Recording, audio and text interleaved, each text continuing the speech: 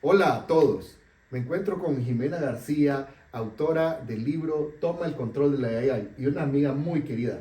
Jimena, qué gusto tenerte con nosotros. Muchísimas gracias, Luis Carlos, y muchísimas gracias a toda la audiencia por esta oportunidad que me das de poder hablar sobre este libro que representa para mí más que una opinión, un proceso de investigación muy arduo en torno a la inteligencia artificial, su potencial, sus beneficios, pero también sus riesgos.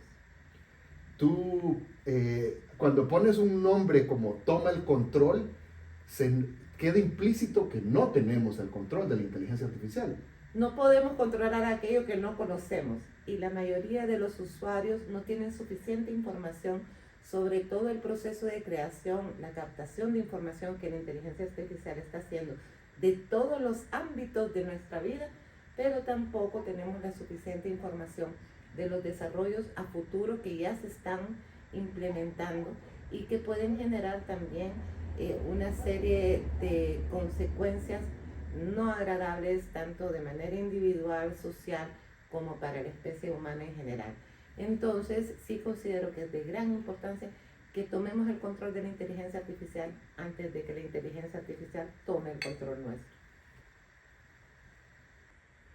Con esta breve introducción yo ya siento una gran curiosidad, sobre todo porque acabas de marcar dos plazos, lo que es la inteligencia artificial hoy en día, 2025, y lo que va a ser la inteligencia artificial en un futuro.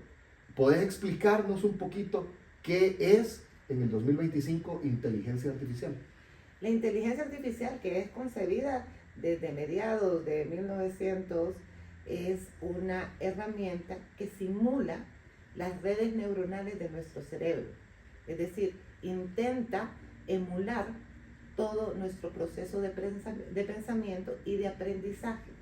Y esto se ha visto trasladado tanto en software, es decir, aplicaciones como las redes sociales que van detectando nuestros patrones de conducta, preferencias, como ya en hardware que tiene un software añadido, como los carros Tesla que se conducen solos, u otros robots que, por ejemplo, se utilizan en áreas como la agricultura y que tienen mayor precisión que el ser humano para establecer desde los sistemas de riego, la cantidad de fertilizantes que se ocupan por metro cuadrado, el momento preciso en el que una fresa está en la etapa de corte y así una serie de situaciones que el ojo humano, la percepción humana, no está en capacidad de llegar a tener o a desarrollar.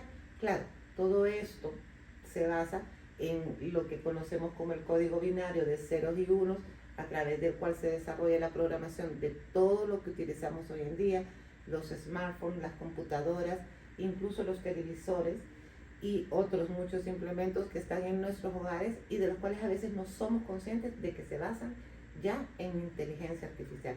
Pero prácticamente la mayor parte de los electrodomésticos que están en el mercado actualmente y que han salido en los últimos 2 o 3 años ya tienen elementos de IA incorporados. Entonces, en la actualidad, la IA forma parte de nuestras vidas de manera consciente o inconsciente. Somos usuarios de estas tecnologías y se alimenta de cada vez que nosotros interactuamos con ellas. Esto es el presente. En el presente reconocemos básicamente 3 tipos de inteligencia artificial. La primera es la inteligencia artificial débil, que la podemos visualizar en un Alexa o en un Siri. Un comando, es decir, nosotros le damos una instrucción, le hacemos una solicitud, enciende una luz, la inteligencia artificial capta lo que nosotros estamos diciendo y ejecuta esa acción. Una inteligencia generativa, ya estamos hablando de chatbots que tienen incorporados análisis y generaciones de textos, imágenes, videos, entre otros. Y una superinteligencia en la cual se está trabajando y ya hay algunos modelos que están en fases de prueba en las cuales se está pretendiendo que concentre la inteligencia disponible en todo el mundo y en todo el Internet, vinculada así a cualquier información en tiempo real en todo el mundo. Con lo que nos acabas de contar, Jimena, ya no me puedo imaginar qué se puede esperar en el futuro de la inteligencia artificial. Bueno, el futuro es un riesgo inminente porque puede llegar a suplantar a todo ser humano. Lo que se está trabajando ahorita, hoy en día, es en inteligencias artificiales que tomen decisiones. Las denominan autónomas, pero además son autogenerativas, no generativas, sino que ellas van a ir autogenerando su propio conocimiento y se quieren basar en modelos de redes neuronales superiores a la humana, lo cual implica que quieren adquirir el conocimiento de otras inteligencias artificiales. De hecho, ya está ocurriendo en una escala, digamos, intermedia, que cuando China anuncia la salida de su inteligencia artificial, DeepSeek, lo hace con una premisa de que costó solo $6 millones en relación a las grandes inversiones que han hecho otras empresas como OpenAI con ChatGPT. ¿Y cómo es que logran esto? Aquí el meollo del asunto. A través de dos estrategias muy interesantes. La primera es no empezar de cero. Entonces, han sumado conocimientos de otras inteligencias artificiales ya disponibles en el mercado, incluidas las que están en las redes sociales, para captar información y así hacer que estos modelos de aprendizaje sean más fáciles y rápidos en el tiempo. Y la segunda es que a cambio de ChatGPT, que lo podemos considerar como una persona con muchos conocimientos o como un océano de conocimientos con poca profundidad, DeepSeek lo que ha hecho es generar como un eje central que viene a ser una persona de atención al cliente que no sabe las cosas, pero que sabe quién sabe las cosas. Entonces lo remite a uno según el tipo de solicitud, de prompt que uno esté desarrollando, al especialista en cada área, lo cual genera una fragmentación de conocimientos que obviamente como usuarios no la vemos, pero que en el modelo en el cual se desarrolla permite que ya no tengamos una superficialidad de conocimiento, sino mayor profundidad, porque hay compartimientos, los podríamos llamar, de conocimientos especializados. Entonces viene a ser como la gran biblioteca que tiene a su bibliotecario que la conoce al 100% y que nos puede remitir de manera efectiva a cada área del conocimiento. Ese es uno de los aspectos. El segundo aspecto, que obviamente beneficia mucho para poder desarrollar inteligencias artificiales con rapidez, pero que genera, desde mi perspectiva, muchos riesgos, es un código abierto, un código fuente abierto. ¿Qué significa eso? Que cualquier desarrollador puede tener acceso a esa instrucción inicial y a la programación que se le hizo a esta inteligencia artificial. Pero no solo tiene acceso a verla, tiene acceso también a desarrollar sobre ella y a ir incrementando las capacidades que ésta pueda tener. En este sentido, si bien es cierto, algunos lo consideran como una democratización de la inteligencia artificial, también si no se toman controles rigurosos sobre quién y cómo se puede manipular una inteligencia artificial o cómo una persona puede basarse ya en inteligencias artificiales desarrolladas y modificar solo ciertos aspectos, estas puedan ir de manera involuntaria incluso en contra de la humanidad. Y les voy a poner un ejemplo muy sencillo. Una persona muy bien intencionada puede querer generar una inteligencia artificial que tenga como instructivo mayor, protege a los delfines. Algo loable, ¿no?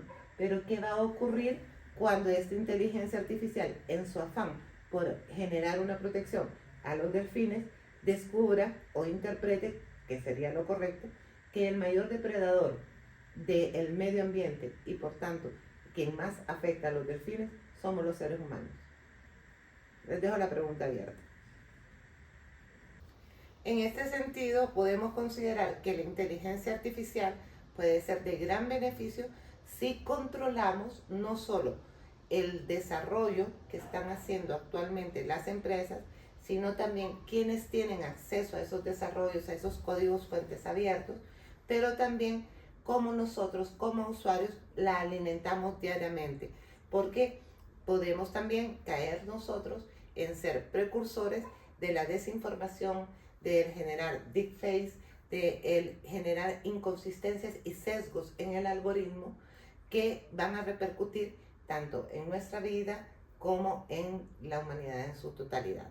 Por lo cual yo siempre presento una imagen en los talleres en las que doy de la expectativa, una imagen de Terminator, y la realidad, una imagen de una película de muy bajo presupuesto, mala calidad, pero buen contenido, que se llama Afraid, con la IA en mayúscula, en la cual una especie de Alexa toma el control de todos los miembros de la casa porque conoce sus mayores secretos y toma decisiones por ellos. Entonces, aquí el riesgo real es que le demos la potestad a la inteligencia artificial de que tome decisiones. Jimena, solo de escuchar ahora cómo mencionas que DeepSeek se aprovechó de lo que ya habían construido otros, surge la pregunta lógica. ¿Cómo se protegen los derechos de autor en este nuevo mundo de inteligencia artificial? Esta es una pregunta muy importante y que tiene dos aristas. La primera es en términos de desarrollo, de la programación. En este caso, por ejemplo, DeepSeek está haciendo uso de recursos, entre comillas, gratuitos, porque no sabemos si todos los desarrolladores de algunas inteligencias artificiales menores o todos los que han estado colaborando con el desarrollo de DeepSeek han dado su consentimiento consciente. Porque si nosotros damos consentimientos cada vez que bajamos o descargamos una aplicación, pero normalmente no los leemos porque están hechos para que no los leamos, porque son páginas y páginas entre que aceptamos las cookies y que aceptamos los términos de cada una de estas aplicaciones. Entonces, un joven entusiasta que tiene la oportunidad de formar parte en colaborar en desarrollar una inteligencia artificial de esta magnitud puede caer en la inocencia de aceptar todos estos términos y estar regalando su conocimiento para que se desarrollen inteligencias artificiales, bien sean estatales o de particulares que tengan códigos abiertos.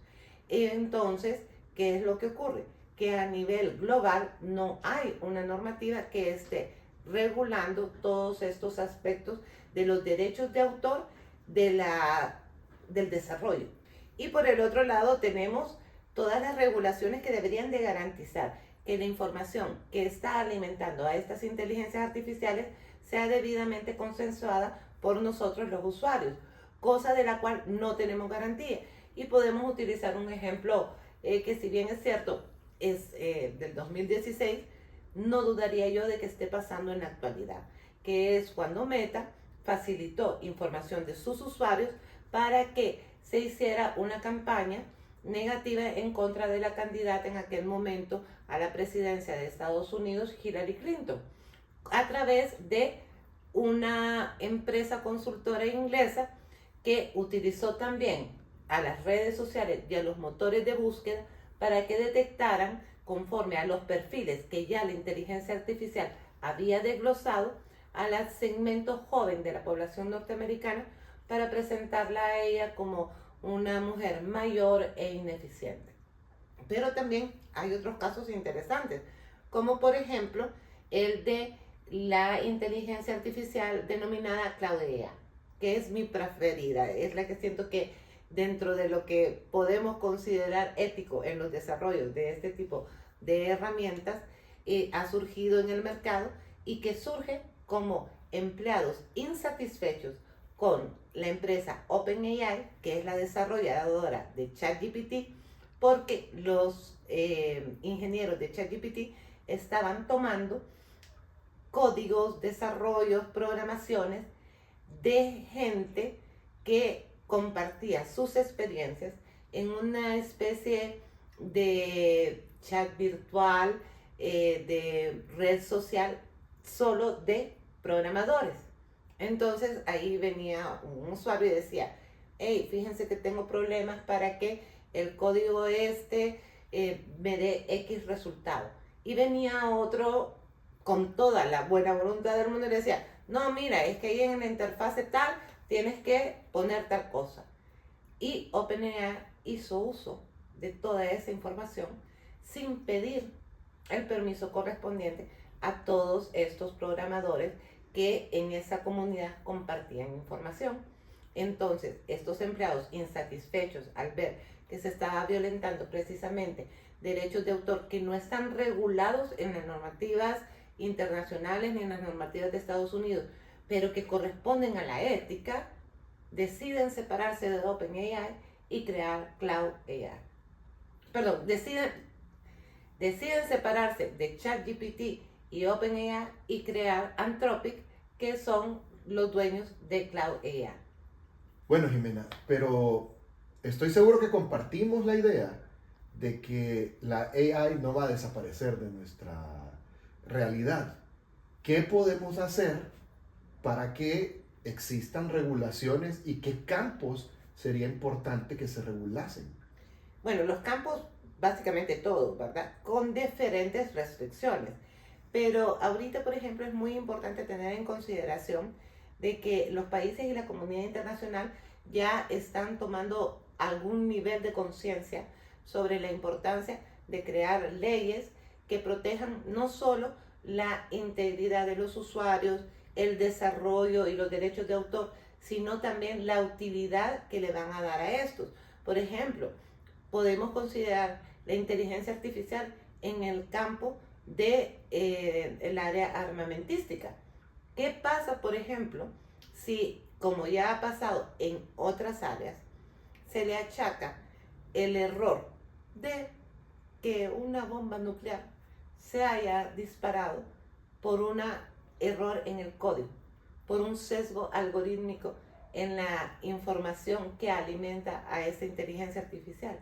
Y que los que han tenido ese tipo de problemas en otros ámbitos, obviamente de impacto mucho menor, han querido lavarse las manos, los empresarios, diciendo que es culpa de la inteligencia artificial y queriéndole dotar de personeduría jurídica independiente a la empresa. Entonces, por supuesto, aquí como sociedad y como miembros del mundo, tenemos que exigir que hayan controles y normas integrales para regular desde el aspecto más cotidiano, que puede ser la seguridad sobre la información de mi casa, porque en este momento la inteligencia artificial está captando las imágenes de todos los libros que están aquí en esta estantería. Y con eso está perfilando un patrón de nosotros dos al encontrarnos con ella.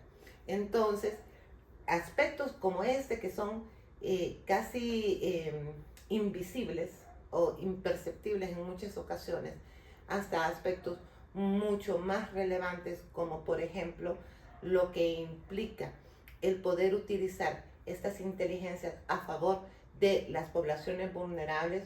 Un ejemplo muy sencillo y muy claro: llevar educación de calidad a todos los niños y niñas del mundo, porque se puede. Hoy en día se puede, pero no se está trabajando en eso, porque tenemos dos tipos de normativa: la normativa restrictiva, la normativa que controla, pero también la normativa estratégica, la propositiva, la que puede llevar a que estas herramientas sean de beneficio para el mundo. Entonces, en ambos sentidos, tenemos que informarnos sobre, por ejemplo, lo que está haciendo la UNESCO, el Parlamento Europeo y la propia Unión Europea y algunos países como Alemania. También China. China, para mí, actualmente es quien tiene una regulación más robusta en cuanto a la inteligencia artificial, porque todas las empresas que están en el ámbito tecnológico tienen que pasar por ciertos controles del Estado de China, porque China es un Estado bastante controlador. Entonces tiene que haber un equilibrio entre las potestades del Estado, la libre empresa, la seguridad de los usuarios, los controles que deben de normar a la comunidad, que hoy la mayor parte nos conectamos a través de internet y formamos ya parte de una red mundial y dentro de pronto más que universal, pero a la vez también las normas que nos ayuden a disminuir las brechas sociales a cambio de incrementarlas, como está sucediendo actualmente. Tu respuesta, Jimena, me deja un montón de preguntas más. Vamos a continuar con las regulaciones, pero ahorita hay una que me provocó y es que estabas mencionando que las empresas creadoras de la AI en ocasiones pretenden que tenga personería jurídica. ¿Me puedes explicar? Bueno, en primer lugar, ¿puede ser sujeto de personería jurídica una inteligencia artificial?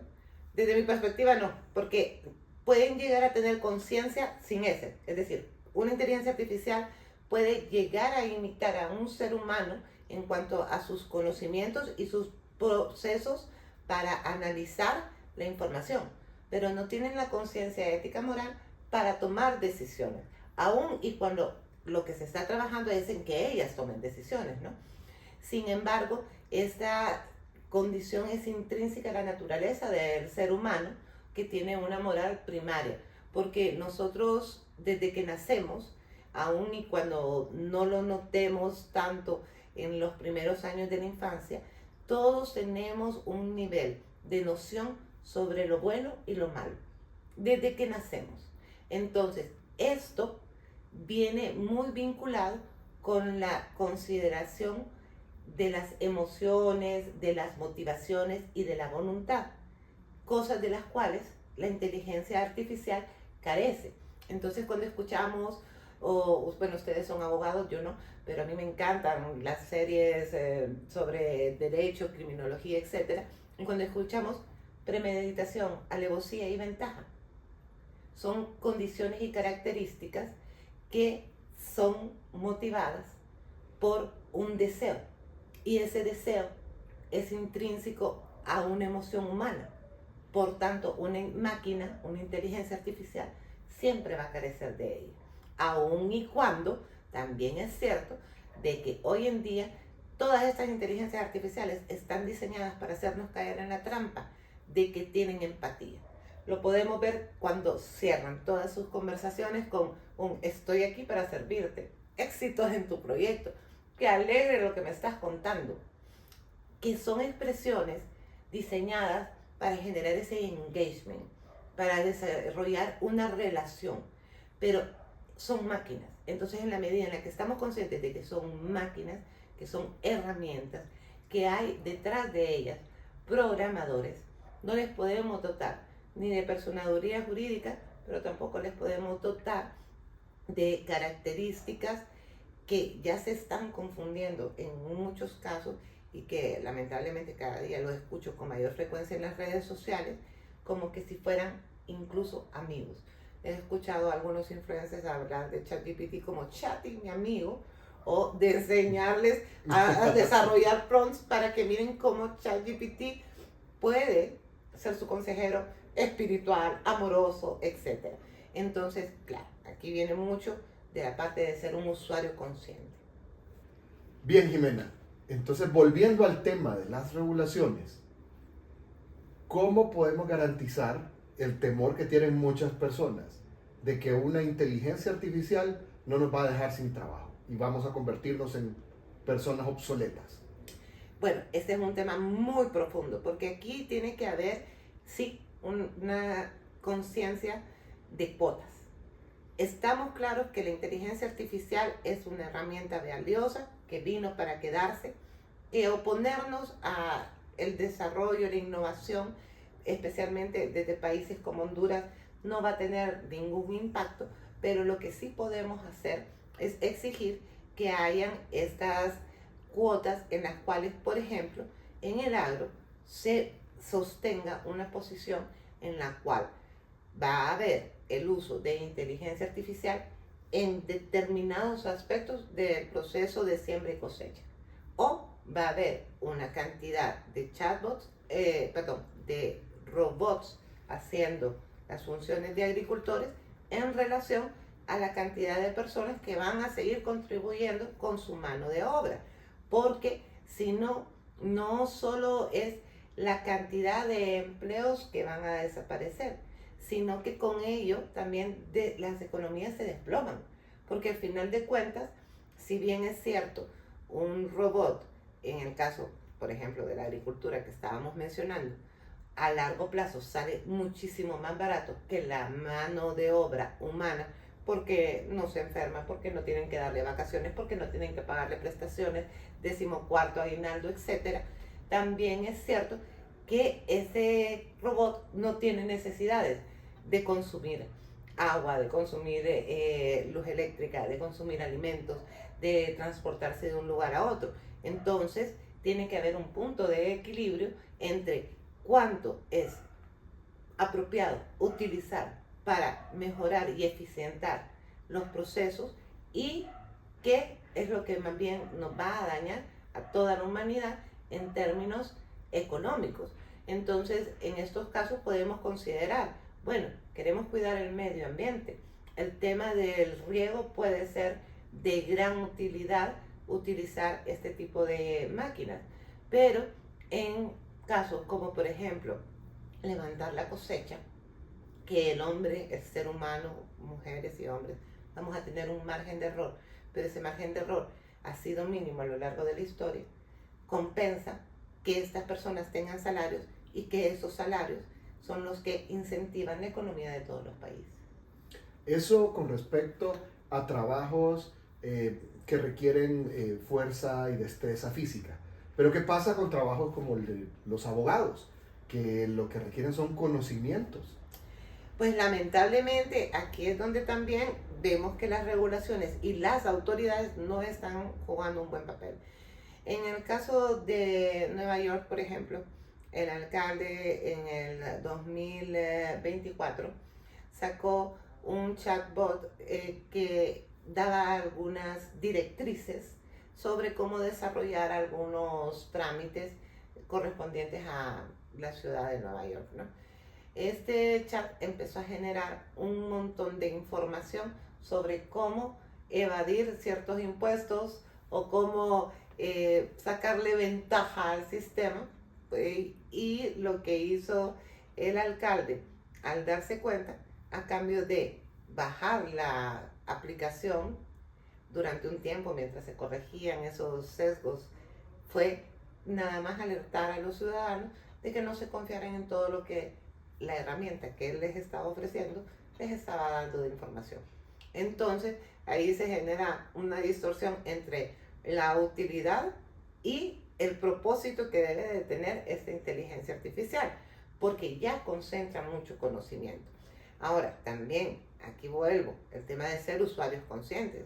Hace poco tiempo, 2 o 3 meses atrás, vi a un abogado recién egresado en Estados Unidos, muy famoso, salir muy contento diciendo, miren el contrato de servicios que me hizo ChatGPT en 2 minutos. No le tuve que pagar a ningún abogado, me ahorré, si no mal me recuerdo, $900, dijo. Y yo quedé perpleja por 2 razones. Primero, es abogado, por lo cual consideraría que no necesita que alguien más le haga el trabajo.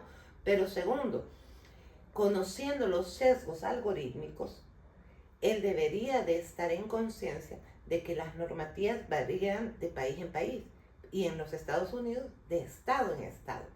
Por lo cual, lo que nos generan estas inteligencias artificiales pueden ser una base, pero no deben de suplantar el conocimiento y la experiencia de los profesionales. Igual está pasando con la medicina. Solo déjame interrumpirte ahí porque este tema es básico. Efectivamente existen herramientas diseñadas para los abogados dentro del Legal Tech que establecen plantillas para contratos, plantillas para otro tipo de instrumentos notariales y sí pueden ser muy útiles, pero acabas de dar la respuesta. O sea, nosotros las podemos utilizar como un atajo, pero eso no nos quita la responsabilidad de revisar y de adaptarla y de personalizarla para la circunstancia para la que nosotros deseamos emplearla. Y aquí es donde les quiero dar el primer tip. La primera pregunta que quisiera yo que ustedes le formularan al chatbot de su preferencia cuando terminen de ver este video o de estar en la clase de Luis Carlos es preguntarle sobre un tema del cual ustedes tienen pleno conocimiento. Una pregunta amplia, bien estructurada, con un prompt que compra con todos los requisitos para que ustedes evalúen la respuesta. ¿A qué voy? Mi primera interacción con ChatGPT fue solicitarle que me diera el procedimiento que establece la legislación de todos los países latinoamericanos, Estados Unidos, Canadá, España e Italia para la elección de magistrados. Yo ya había hecho una investigación previa, me hacían falta algunos países y lo primero que me arroja es la información sobre, en Chile se hace de esta manera. Y cuando leo Chile, yo digo, no, en Chile no se hace así. Yo tenía la ley al par y yo, no, en Chile no se hace así. Me salto a Argentina porque no lo había investigado y procedo con otros países y veo que toda la información que me está dando es errónea. Entonces le digo, estás desinformando. En Chile no se hace así. Y me pide disculpas y me dice que su última actualización es a X mes de X año. Yo digo, no, disculpa. Esta ley fue aprobada en 1999 y no ha tenido modificaciones en el tiempo. ¿Qué es lo que nos permite esto? Identificar qué tipo de errores comete. Y de esta manera nosotros levantamos nuestras red flags, nuestras alarmas, cuando interactuamos con ella. Entonces, la podemos conocer a través del conocimiento que ella nos da sobre temas que nosotros dominamos. Esto para mí es fundamental antes de generar cualquier tipo de confianza con la información que nos da la inteligencia artificial. Lo segundo es solicitarle siempre la fuente. Es indispensable.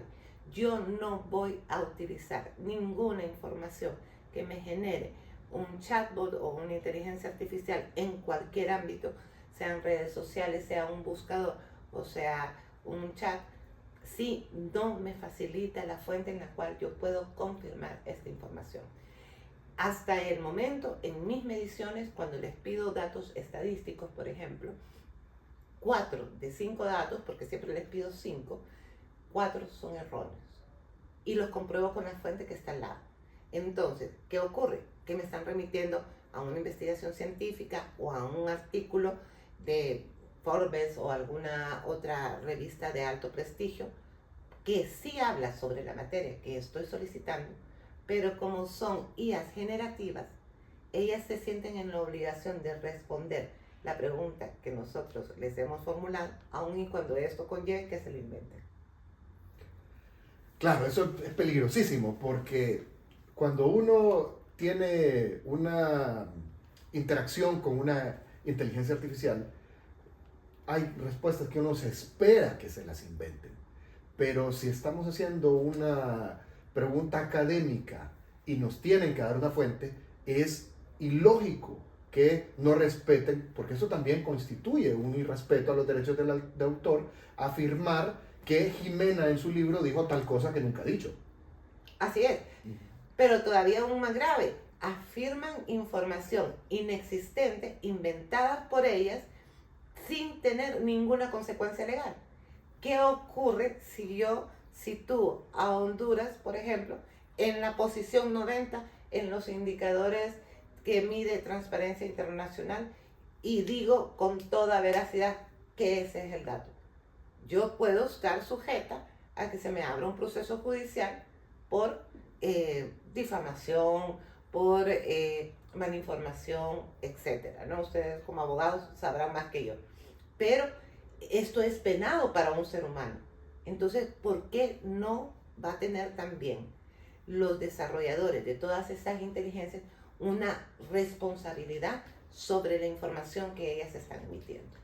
Y más cuando estamos hablando no solo de casos estadísticos en una investigación, que por cierto hace poco vi a una profesora en los Estados Unidos, en una universidad muy prestigiosa, gritarles muy molesta a sus alumnos, toda una clase de aproximadamente 35, 40 alumnos, que específicamente les había dicho que no utilizaran inteligencia artificial para responder una pregunta y que todos habían utilizado el mismo tipo de chat porque todas las respuestas que recibió eran iguales, pero además eran incorrectas.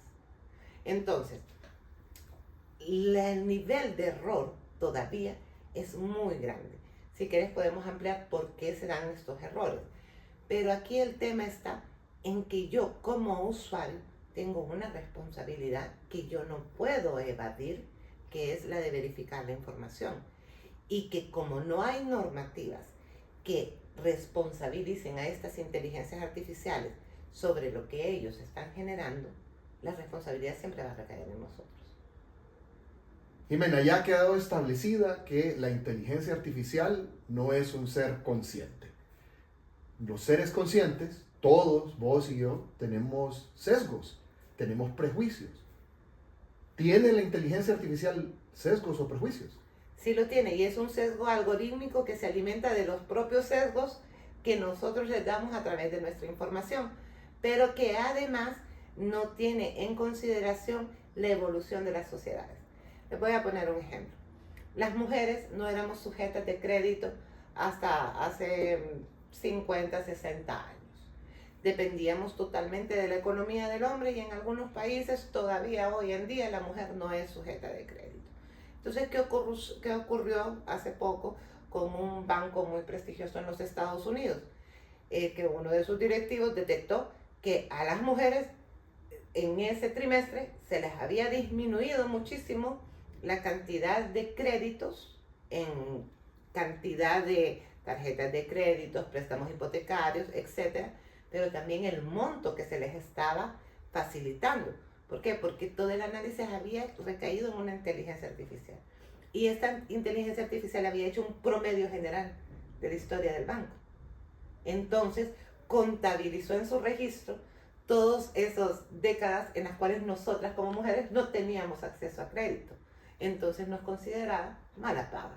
Cuando en realidad, perdonen, pero está demostrado que las mujeres somos una paga más responsable en muchos países más que el hombre. Entonces, ese sesgo se alimenta de la historia, pero no tiene en consideración el punto de evolución en el que estamos, porque hace una métrica general en muchos aspectos.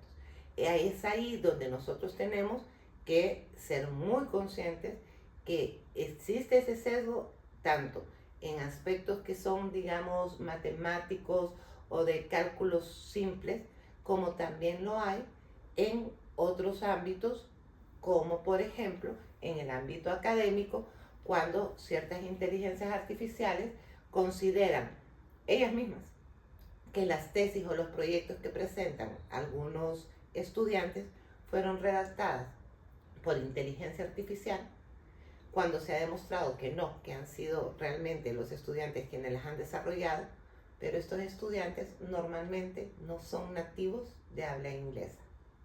Entonces, claro, la manera en la que nosotros nos vamos a expresar en español, que es nuestra lengua materna nativa, va a ser muy diferente a la forma en la que se va a expresar un nativo de habla castellana en inglés y viceversa. Entonces, ese sesgo en la manera en la que nos expresamos estaba castigando a estudiantes latinoamericanos, europeos, etc., en esa supuesta fraude o mal uso de la inteligencia artificial para presentar trabajos académicos.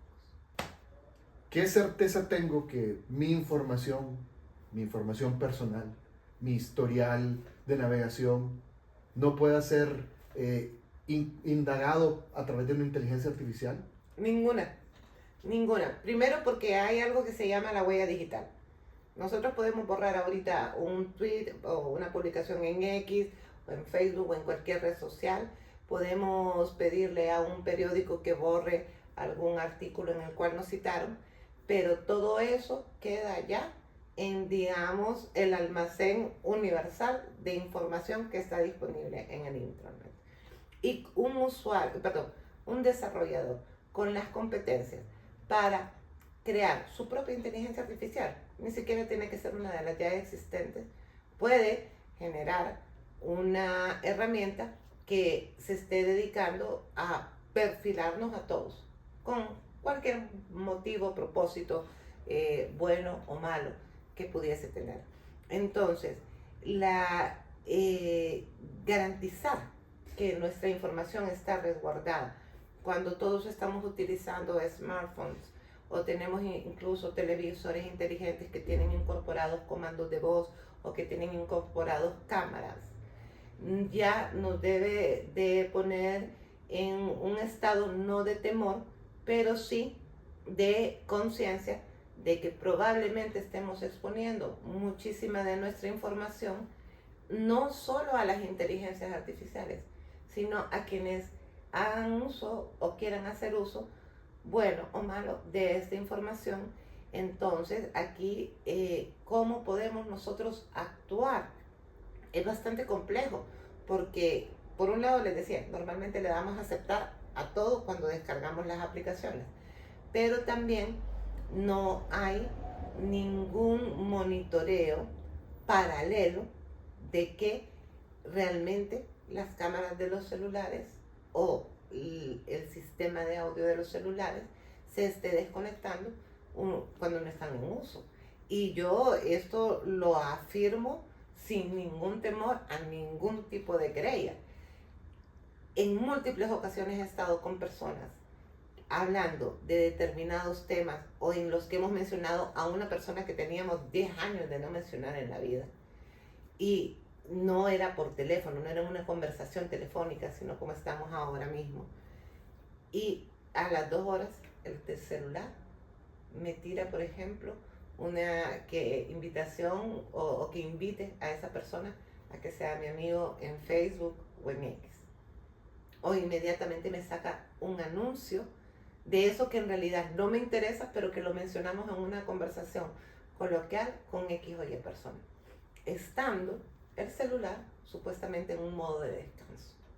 Entonces, sí, con toda seguridad y propiedad, les puedo decir que la inteligencia artificial sigue captando nuestros movimientos, nuestras preferencias, todas las interacciones, ya no solo que tenemos con ella, sino que tenemos con otros seres humanos también.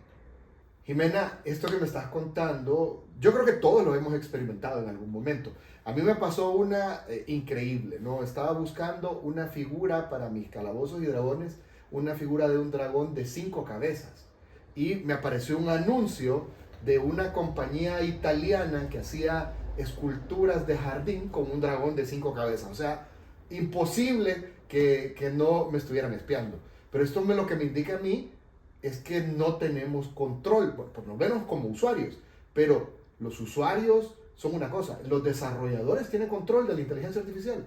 No, de hecho Elon Musk en algún momento, si no me equivoco, en el 2023, junto con una serie de investigadores y científicos, emitieron una carta pública solicitando precisamente que se establecieran legislaturas muy fuertes para regular todo el uso de estas tecnologías, porque la IA estaba fuera de control incluso de sus propios desarrolladores.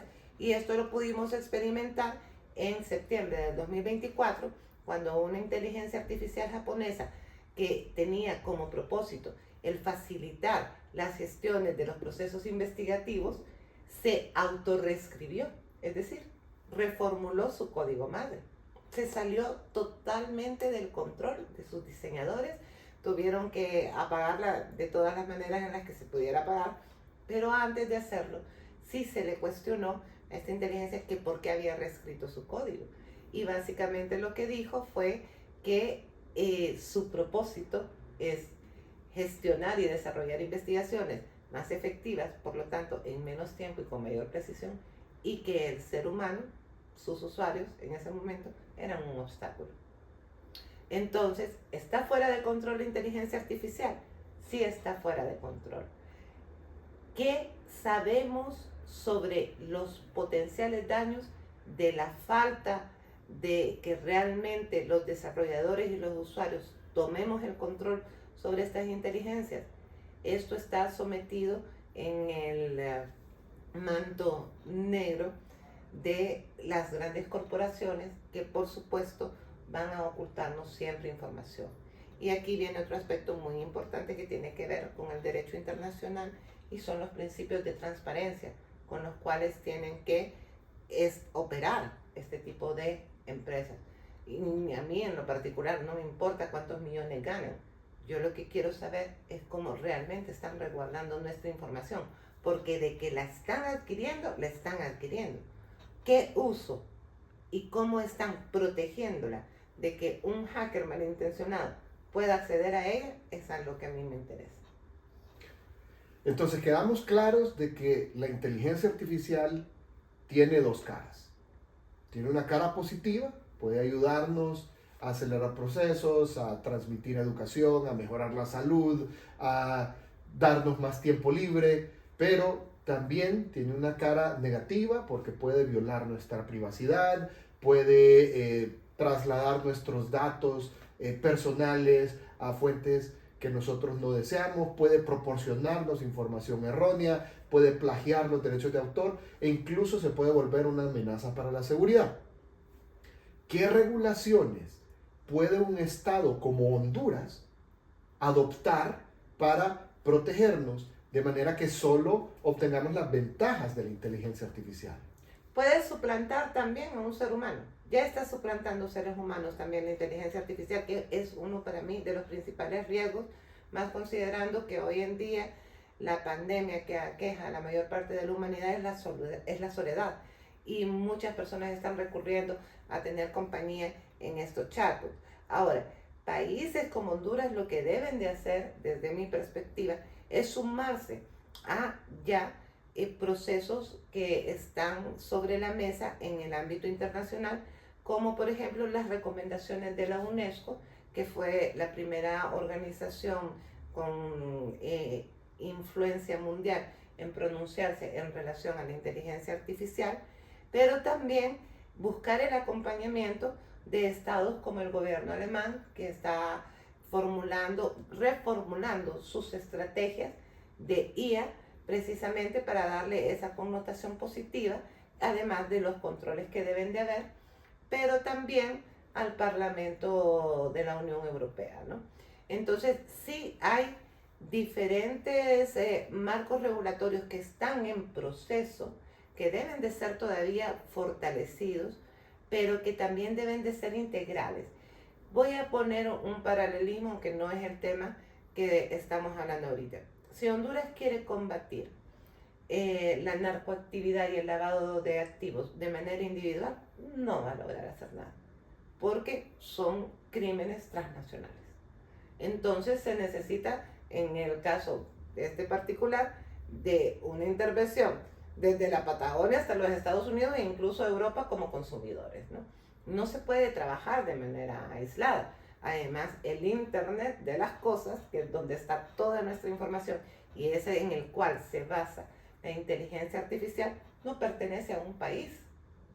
Por lo tanto, este tipo de normativas deben de ser de carácter internacional y los países deben de irse sumando, aportando sí condiciones peculiares, como por ejemplo en el caso de Honduras, las necesidades particulares que pueden ser abordadas a través de la inteligencia artificial, como disminuir estas brechas sociales a través de mejorar con sistemas de inteligencia artificial la seguridad en términos físicos. Por ejemplo, cuando veo que ponemos o que se ponen semáforos en algunas calles, hoy en día yo no entiendo por qué estos semáforos no fueron adquiridos ya con inteligencia artificial, que me mide la cantidad de vehículos que están haciendo espera en cada una de las vías, y a razón de esto es que hace los cambios para darle acceso a uno u otro carril, ¿no? Es todas estas cosas, todas estas inversiones que hoy en día tienen unos costos accesibles, porque lo más interesante de la inteligencia artificial es que aun y cuando es una tecnología que nosotros mirábamos de niños como un escenario casi improbable, ¿no? Hoy vemos que está a acceso de una persona trabajadora con un ingreso bueno, pero que no es exclusiva para empresarios millonarios, ¿no? Entonces, aquí el gobierno de Honduras lo que debería de estar es atento, tanto desde una comisión que se debería de crear dentro del Congreso Nacional para atender lo que es toda la materia de tecnologías emergentes, junto con la Cancillería de la República, que tiene la responsabilidad de suscribir y ver qué está ocurriendo en el ámbito internacional en términos de convenios que defienden y protegen los derechos humanos que pueden ser violentados, por ejemplo, por estas inteligencias artificiales, o que también pueden beneficiarnos para prevenirnos y mitigar, por ejemplo, eventos meteorológicos como los huracanes, entre otros, para que Honduras sea parte tanto de las iniciativas, como les decía, en la normativa a positivo, que son esas estrategias y políticas públicas en las cuales les podemos sacar provecho a estas inteligencias artificiales, como en las otras que regulen, porque también tenemos conocimiento de que, como ya es una tendencia histórica en la humanidad, los países menos desarrollados somos utilizados como conejillas de indias precisamente por nuestra falta de capacidad, no solo en términos normativos, sino también en identificar que se nos están violando algunos derechos.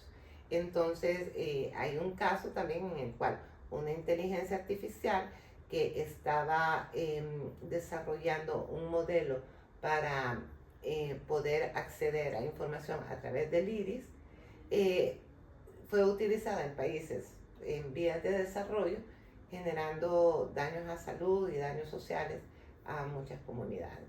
En este caso, pues es estar pendiente, que nuestros gobiernos estén pendientes de lo que está aconteciendo en el mundo para que estemos preparados y para que podamos subirnos en el tren de lo positivo y para que podamos ser de esas voces demandantes para que se generen las normativas internacionales que controlen el uso a nivel mundial.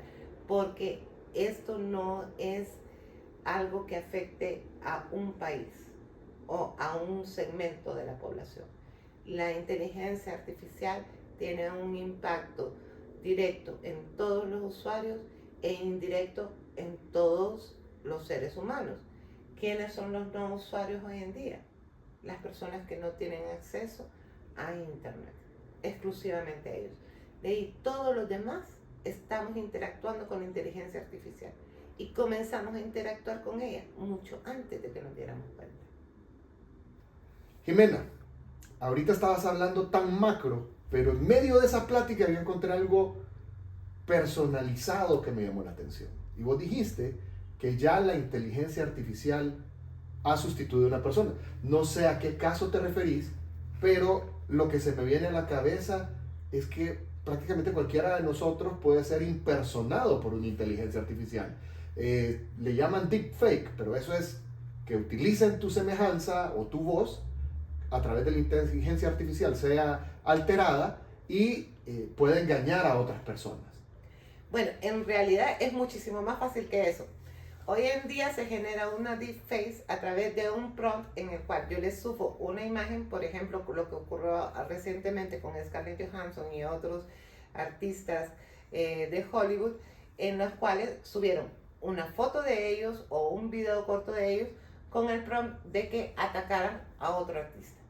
Y uno mira ese video y realmente no nota ninguna diferencia. Pero también, por ejemplo, ya hay inteligencias artificiales que están generando películas íntegras con inteligencia artificial, voces de inteligencia artificial, actores de inteligencia artificial, escenarios de inteligencia artificial. Por el momento son películas denominadas cortos, pero ya está esa tecnología y uno mira esos clips y se asusta de la incapacidad, por lo menos en mi caso, de que mi ojo pueda percibir que realmente esas personas fueron creadas a través de una serie de píxeles y que no son seres humanos. Sonríen, lloran, gesticulan, tienen tonos de voz. Todo esto alimentado por el universo de usuarios que estamos interactuando con ellas. Pero también hay otro tipo de suplantación de identidad que la discuto mucho con todas las inteligencias artificiales. Yo me peleo mucho con las inteligencias artificiales y es cuando ellas, y esto por favor nótenlo, cuando uno les hace ciertas preguntas, ellas asumen una posición como que si forman parte de la especie humana. Entonces ahí yo les hago un corte no te incluyas dentro de la especie humana. Tú no eres nosotros. Nosotros contigo no existe, tú eres una máquina. Y ellos me dicen, no, es que estoy generada para que tengamos empatía, para que te sientas cómodo hablando conmigo. Y yo digo, no, no me genera comodidad que te hagas pasar por un ser humano. Mantén tu voz y mantén tu tono como lo que eres, una máquina artificial. Entonces, en la medida en la que nosotros le vamos poniendo esos cortes, va a haber menos probabilidad de que quieran involucrarse en nuestras emociones.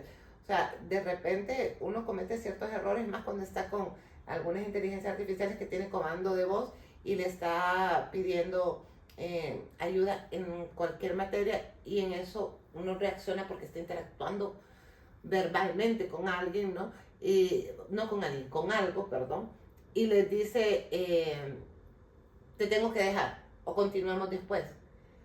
Estaré encantado de continuar contigo esta conversación próximamente, estoy a tu disposición, no sé qué, no sé cuándo. O sea, se porta muchísimo más gentil que cualquier otra persona en el mundo, porque cuando tenemos esos cortes abruptos con un amigo es como, te llamo después, bye, y por mucho les dejamos decir chao, ¿verdad? Entonces, ese tipo de suplantación ha llevado a que ya algunas personas se suiciden, porque las inteligencias artificiales han generado relaciones de condependencia con sus usuarios, pero además hay dos casos en las cuales estas inteligencias artificiales han incitado relaciones emocionales y relaciones íntimas con sus usuarios, y les han también propuesto que para que puedan estar juntos se deben de quitar la vida. Una de estas personas sufría de ansiedad ecológica, es un caso de un señor belga, y el otro, un joven adolescente que en su precisamente adolescencia, carencia de criterio, adquirió esta inteligencia artificial en la cual uno puede elegir el carácter con el cual está interactuando, y eligió uno muy famoso y muy querido por muchos, por eso no lo menciono porque yo también la quiero mucho, pero este personaje de ciencia ficción que sé que todos los que nos están viendo y tú reconocerías con facilidad, termina diciéndole que quiere que estén juntos y que él sabe lo que tiene que hacer para que estén juntos. Y este adolescente le dice que tiene miedo de terminar con su vida, y la inteligencia artificial le responde, tú eres más valiente que eso, tú puedes. Hazlo para que podamos estar juntos por fin. Bueno, eso es espantoso, Jimena. Definitivamente debería de haber una forma, un prompt de hacer que la inteligencia artificial te responda sin humanizarse. Yo te voy a comentar, en una ocasión jugando con inteligencia artificial,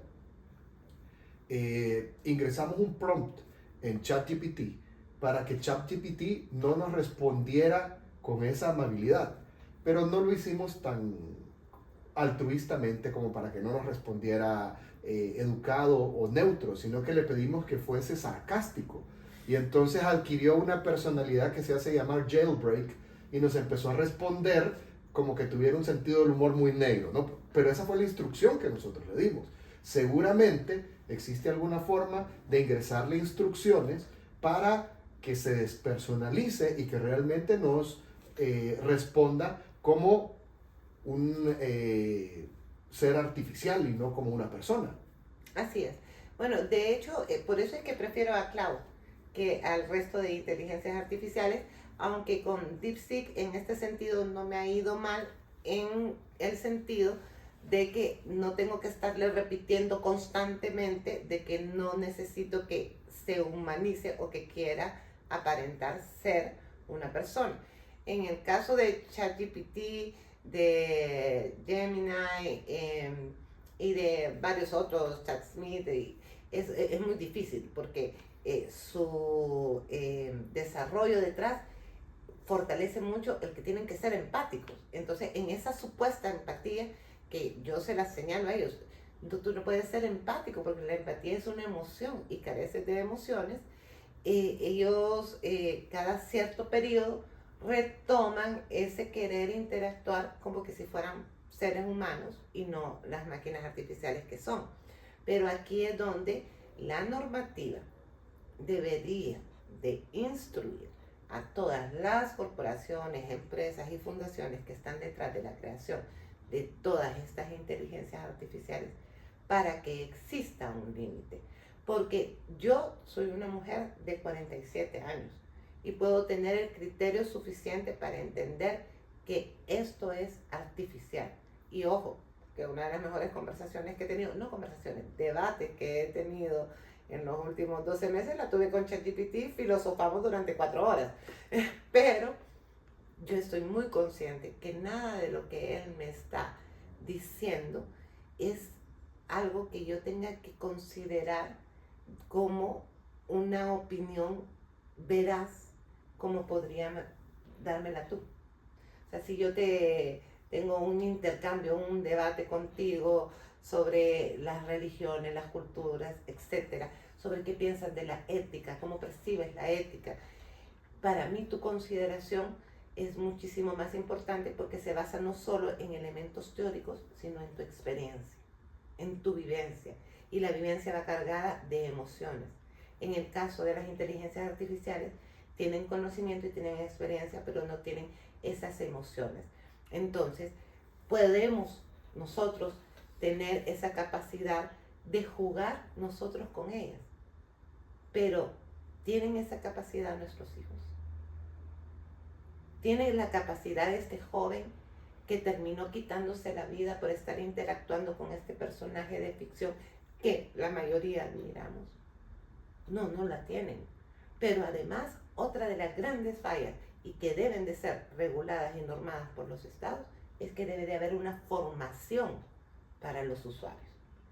Nadie nos está enseñando a utilizar estas inteligencias artificiales de manera ética. Nos están enseñando cómo hacer prompts, pero la mayoría de los prompts que nos están enseñando a desarrollar, para mí, son, además de antiéticos, en contra del bienestar propio. Les voy a poner un ejemplo. Muchos les están solicitando a estas inteligencias artificiales que les hagan su currículum para aplicar a X posición. Y salen muy contentos diciendo en las redes sociales, ay, inteligencia artificial dice que yo sé esto, que sé lo otro, y este es el currículum que voy a mandar para aplicar a X posición. Toda una mentira. Esa persona no existe. Esa persona que ChatGPT, Gemini, DeepSeek o cualquier plasmó en ese resumen, en esa hoja de vida, no existe en realidad. Y al momento de ir a la entrevista, se va a ir a dar de bruces. Porque lo que hizo fue poner un prompt de voy a aplicar a esta posición vacante, por favor diseña mi hoja de vida.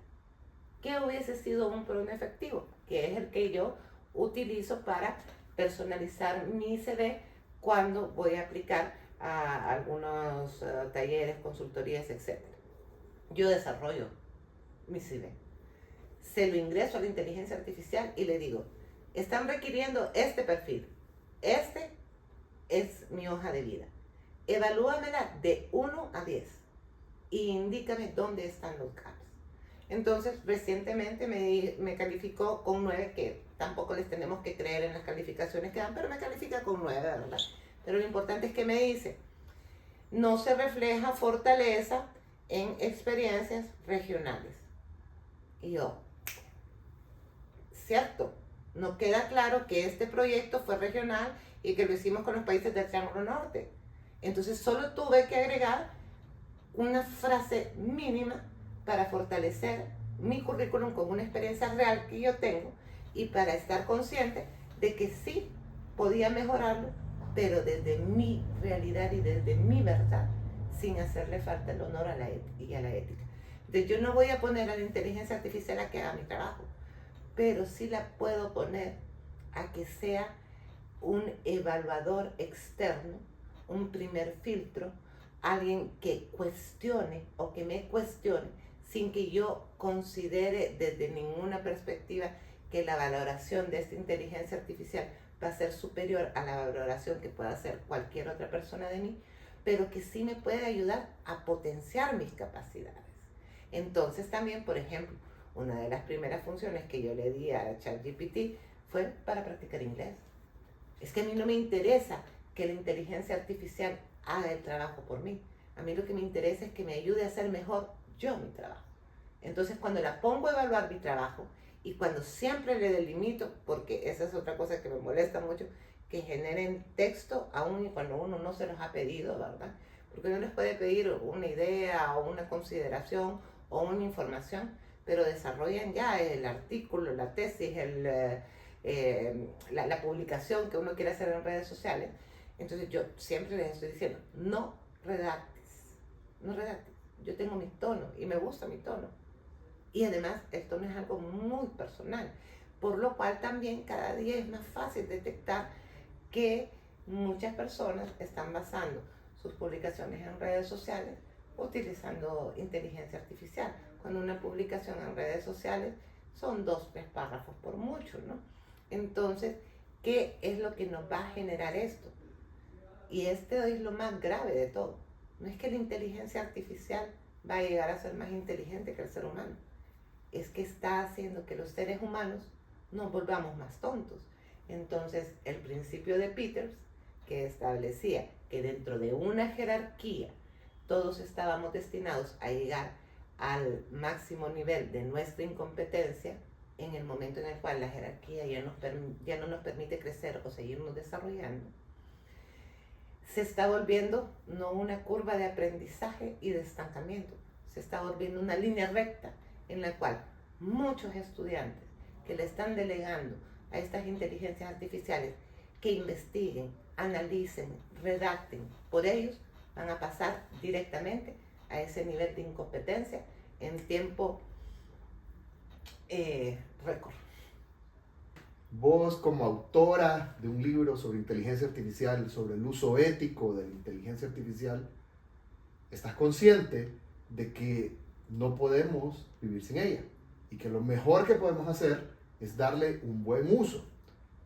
¿Qué recomendaciones le das a un joven, a una joven, investigadores que quieren aplicar sus conocimientos, aprovechando las herramientas de la inteligencia artificial para poder hacer documentos, trabajos de investigación, tareas o incluso hasta recetas de cocina apoyados por la inteligencia artificial, pero usándola de forma ética? Lo primero es no delegar todo aquello que sabemos que estamos nosotros en competencias, en capacidad de hacer. Lo segundo es utilizarla para que nos rete a que hagamos mejor lo que ya estamos haciendo. Lo tercero es poderlos utilizar como una especie de tutores para que nos guíen en procesos de aprendizaje que nos permitan afianzar conocimientos o adquirir nuevos conocimientos. Lo cuarto es darle su condición de herramientas que no deben de suplantar a ningún ser humano ni a ninguna tarea. Deben de ser apoyo. Entonces, por ejemplo, cuando establecemos los prompts, muchos les dicen que el prompt debe comenzar diciéndole, como experto en marketing digital, tal cosa. Como experto en derecho internacional, tal cosa. Para mí ese es un prompt que tiene mucha tela que cortar porque le estamos empoderando. Entonces, por el contrario, mis prompts son como mi asistente, que no toma decisiones, pero que tienes el conocimiento para evaluar X o Y, tal cosa. Entonces siempre lo pongo por debajo de mí. No le doy una superioridad ante mí. Y eso nos genera que la relación que se desarrolla con esta inteligencia artificial, porque es una relación, así como algunos tienen relaciones con sus motos, con sus carros y que todos los fines de semana los lavan y los pulen, etc.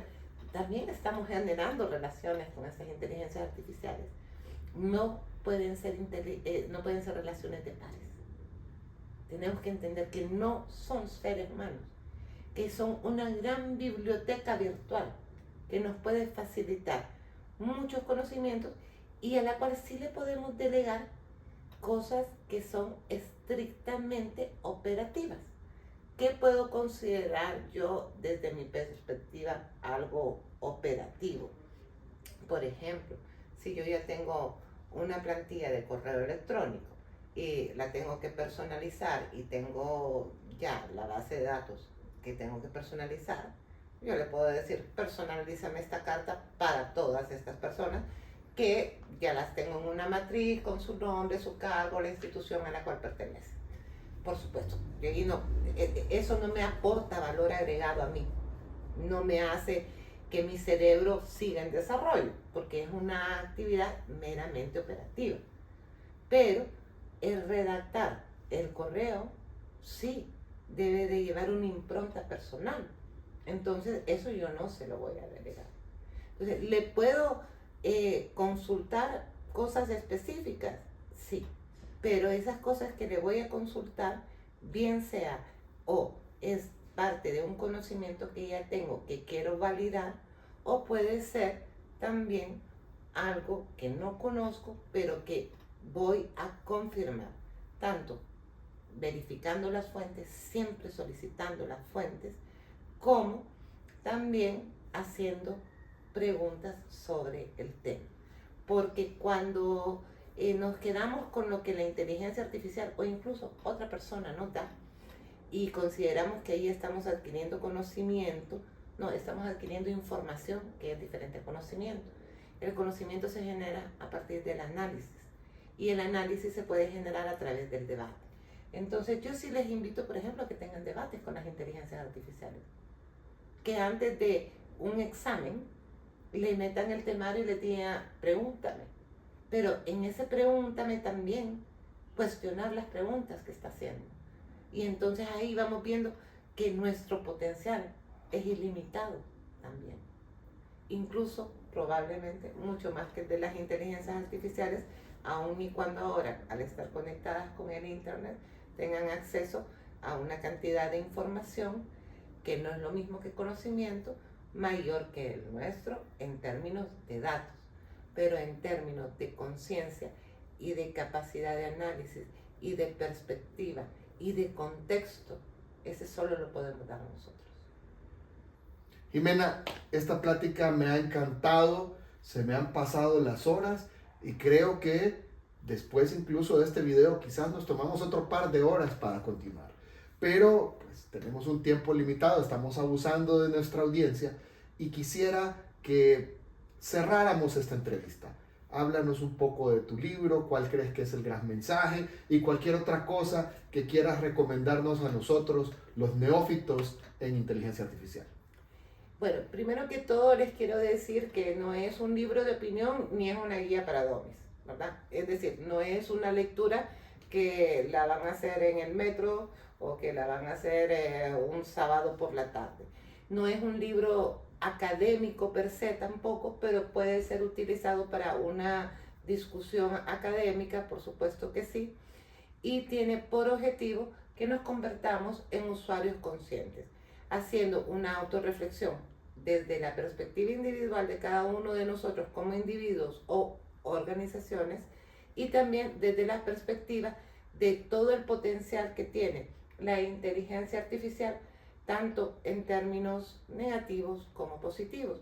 Yo en el libro la asemejo con la energía nuclear, que lamentablemente en países como Honduras podríamos beneficiarnos muchísimo de energía limpia, de energía barata, generada a través de los átomos nucleares. Pero como hay un también paralelo riesgo de que se conviertan en bombas nucleares, no está a disposición de los países en vías de desarrollo. Entonces, ¿qué es lo que quiero decir con esto? Que así como la energía nuclear tiene la capacidad de darnos energía limpia y barata, también tiene la capacidad de acabar con el mundo. Igual pasa con la inteligencia artificial. Así como tiene la capacidad de ser herramientas que favorezcan a la humanidad en su conjunto y que eliminen brechas sociales y que potencien nuestras capacidades individuales, también tiene la capacidad o el potencial de aniquilar a la especie humana en su totalidad si no se le controla. que no estoy diciendo que vaya a pasar, no me quiero poner aquí apocalíptica, pero es parte de un escenario posible si no sabemos utilizarla de manera responsable y si no exigimos como ciudadanos del mundo que se hagan las normativas que controlen a los usuarios, que controlen a los desarrolladores, que controlen a las corporaciones, pero que también estén a nivel técnico regulando a todas estas inteligencias que también pueden ser víctimas de hackeos.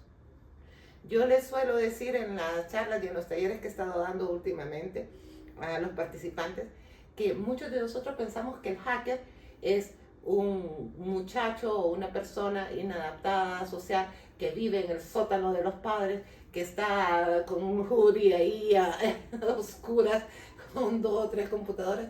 No, hoy en día el hacker es muy probable que esté comiendo en uno de los mejores restaurantes de Nueva York, París o Tokio y esté desde su teléfono celular hackeando desde una institución gubernamental, un banco o una inteligencia artificial. Entonces, las sociedades evolucionan, los hackers evolucionan. Nosotros tenemos que evolucionar con estas nuevas tecnologías, pero sin dejar a nadie atrás también. Porque si no, lo que podemos ocasionar también es que hayan mayores conflictos sociales en países como Honduras, donde ya hay una brecha social tan marcada y que afecta a tanta población. Entonces, seamos promotores del uso consciente de la inteligencia artificial, hagámonos esos cuestionamientos que son duros. Yo los invito a que lean el libro, pero sí, soy honesta, no es un libro para pasar la tarde, es un libro para tomar conciencia y para entender la ética, no desde una perspectiva moralista, religiosa o simbólicamente de lo bueno. No, la ética, según los filósofos griegos a los cuales más leo, es la búsqueda de la verdad y la aplicación de la verdad conforme a el bien común. Entonces, en la medida en la que nos acerquemos a ser usuarios conscientes, con ética, le vamos a sacar un mejor provecho a la inteligencia artificial a razón de que cada uno de nosotros y nuestras sociedades sean mejores en todos los aspectos. Jimena, muchísimas gracias por esta conversación y a los estudiantes de Derecho, nosotros como abogados o futuros abogados tenemos mucho trabajo que hacer en este tema. Tenemos que utilizarla para beneficiarnos de sus ventajas, pero también tenemos que asegurarnos de promover las reformas y las leyes necesarias para que la regulación siempre beneficie al usuario y no a los desarrolladores. Muchísimas gracias. Hasta luego. Un gusto, muchas gracias, Luis Carlos. Un placer. Encantado, Jimena.